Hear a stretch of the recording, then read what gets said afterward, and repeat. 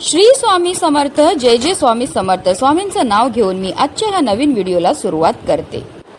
येत्या 14 जुलै म्हणजेच मंगळवारी आली आहे ज्येष्ठ अमावास्या. या दिवशी ज्येष्ठ महिना संपून आषाढ महिन्याची सुरुवात होणार आहे.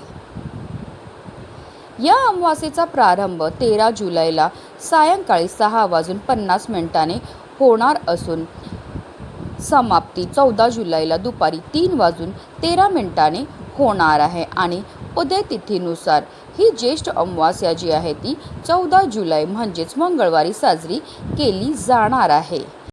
मंगळवारी अमावास्या आल्यामुळे याला भौमवती अमावास्या किंवा भौम अमावास्या म्हणतात. या दिवशी मारुतीरायाची पूजा, हनुमान चालीसा किंवा बजरंग बाणाचा पाठ केल्याने मंगळ, राहू आणि केतू या ग्रहांचे अशुभ प्रभाव कमी होतात. ज्येष्ठ अमावास्या ही पितरांच्या मुक्तीसाठी अत्यंत फलदायी मानली जाते. या दिवशी नदीत स्नान करून पितरांच्या नावाने तर्पण आणि पिंडदान केल्याने पितृदोषापासून मुक्ती मिळते. या दिवशी गरजू व्यक्तींना किंवा ब्राह्मणांना अन्न, वस्त्र, काळे तीळ, छत्री आणि चप्पल दान करणे अत्यंत पुण्यकारक मानले जाते. पूर्वजांना प्रार्थना करणे, कालसर्प दोष दूर करणे, मंगळ दोष शांत करणे आणि दान धर्म करण्यासाठी हा दिवस खूप शुभ मानला जातो. अमावास्येचे अधिपती देवता शनिदेव आहेत. या दिवशी हनुमानाची पूजा केल्याने शनीच्या 7.5 आणि ढय्या चक्राचा प्रभाव कमी होतो. शिवाय मंगळवार सोबत होणाऱ्या युतीमुळे राहू, केतू आणि मंगळ यांच्या अशुभ प्रभावापासून दिलासा मिळतो. अमावास्येला पिंडदान, तर्पण आणि अन्नदान करणे हा एक प्रभावी उपाय मानला जातो. यामुळे असंतुष्ट पूर्वज प्रसन्न होतात आणि सुख समृद्धीचा आशीर्वाद देतात. ज्येष्ठ अमावास्येच्या दिवशी अनेक लोक आपल्या पितरांसाठी स्नान, दान, तर्पण, श्राद्ध आणि पिंडदान करतात, ज्यामुळे प्रखर पितृदोषापासून सुटका मिळते. एवढंच नाही तर पूर्वजांचा आशीर्वाद देखील प्राप्त होतो. धार्मिकदृष्ट्या हा दिवस अतिशय महत्त्वाचा असल्यामुळे या दिवशी काही प्रभावी उपायांनी सेवा देखील केल्या जातात. आणि म्हणून ज्येष्ठ अमावास्येच्या दिवशी तुम्ही काही नाही केलं तरीही चालेल, पण प्रत्येकाने आपल्या पितरांकरता संध्याकाळी इथे लावा असा एक दिवा. हा दिवा लावल्यामुळे आपले पित्र आपल्यावर प्रसन्न होऊन आपल्याला ते सुखी संसाराचा आशीर्वाद देणार आहेत. फक्त 24 तासामध्ये आपल्या घरामध्ये असणारी जेवढी पण नकारात्मकता, इडापिडा, नजरबाधा, पितृदोष नष्ट होऊन आपल्या घराची, आपल्या मुलांची, आपल्या पतीची भरभरून अशी प्रगती होणार आहे. तर हा दिवा कुठे लावायचा आहे, कोणत्या वेळेत लावायचा आहे, त्याबद्दल सविस्तर आणि महत्त्वाची अशी माहिती मी तुम्हाला या व्हिडिओमध्ये देणार आहे. तर व्हिडिओ पूर्ण पहा. आणि जर तुम्ही माझ्या चॅनलवर नवीन असतील तर चॅनलला सबस्क्राईब करा आणि शेजारी बेल आयकॉन सुद्धा प्रेस करा, जेणेकरून तुम्हाला माझ्या नवनवीन व्हिडिओचं नोटिफिकेशन हे मिळत राहील आणि तुम्ही एक पण व्हिडिओ मिस करणार नाही. कमेंटमध्ये ओम पितृदेवाय नमः लिहायला विसरू नका.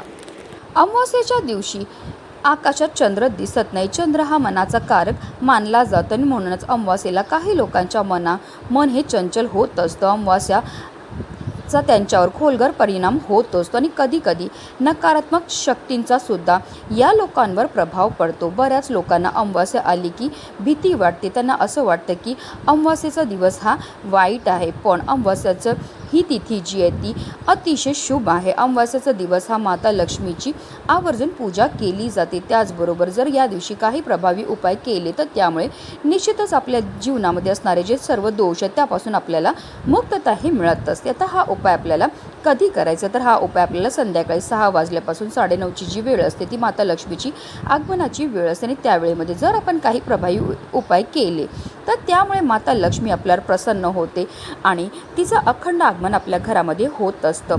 पण हा उपाय सुरू करायच्या अगोदर सर्वप्रथम आपल्याला देवघरामध्ये दिवा हा प्रज्वलित करून घ्यायचा आहे. कारण कोणतीही सेवा किंवा कोणताही उपाय जर आपण अग्नीच्या साक्षीने केला तर त्यामध्ये आपल्याला निश्चितच सफलताही प्राप्त होत असते. यानंतर आपल्याला विधिवत देवपूजा ही करून घ्यायची आहे. मग लगेचच आपल्याला हा उपाय जो आहे तो करायचा आहे. आता हा उपाय करण्याकरता आपल्याला एक दिवा हा लागणार, पण हा दिवा जो आहे तो आपल्याला कणकेपासून तयार करायचा आहे. कारण सर्व दिव्यांमध्ये सर्वश्रेष्ठ दिवा हा कणकेचा मानला जातो. आपल्याला कणिक मळायचं आहे.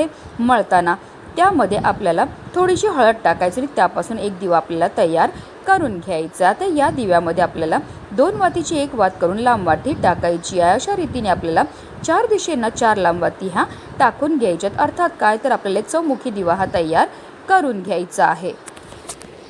आता या दिव्यामध्ये आपल्याला मोहरीचं तेल किंवा तिळाचं तेल वापरायचं आहे. आता आपल्याला एक प्लेट घ्यायची आहे आणि प्लेटवर आपल्याला मूठभर तांदूळ ठेवायचे. त्या तांदळावर आपल्याला हा जो दिवा आपण तयार केलेला आहे तो प्रज्वलित करून ठेवायचा आहे. त्याचबरोबर आपल्याला एक ग्लासमध्ये पाणी घ्यायचं आहे. आता त्याचबरोबर 2 अगरबत्तीसुद्धा प्रज्वलित करून घ्यायच्यात. आता या तिन्ही वस्तू घेऊन आपल्याला आपल्या घरामध्येच दक्षिण दिशेला जायचं आहे. दक्षिण दिशा ही आपल्या पूर्वजांचं निवासस्थान मानलं जातं. तर या दिव्याला आपल्याला प्रज्वलित करून घेतलेला आहे तो आपल्याला तिथे ठेवायचं आहे. त्याचबरोबर एक ग्लासभर पाणी आणि 2 अगरबत्ती ज्या आहेत त्या आपल्याला दक्षिण दिशेलाच ठेवून घ्यायचे आहेत. आता तिथेच आपल्याला आसन घेऊन बसायचं आहे. आता जर तुम्हाला तुमच्या पितरांचं नाव माहिती असेल तर नाव घ्या, नाही माहिती असेल तर आपल्याला 108 वेळा ओम पितृदेवाय नमः या मंत्राचा जप हा करायचा आहे. त्यानंतर आपल्याला हात जोडून क्षमा याचनाही करून घ्यायची आहे. आपल्याकडनं झालेल्या कळत नकळत चुकांची आपल्याला त्यांच्याकडनं क्षमा मागून घ्यायची आहे. यापुढे आपल्याला त्यांचं कायम स्मरण राहील. तसेच आपल्या घरामधील प्रत्येक सदस्यांना सुद्धा या दिव्याला नमस्कार करायला लावायचा आहे.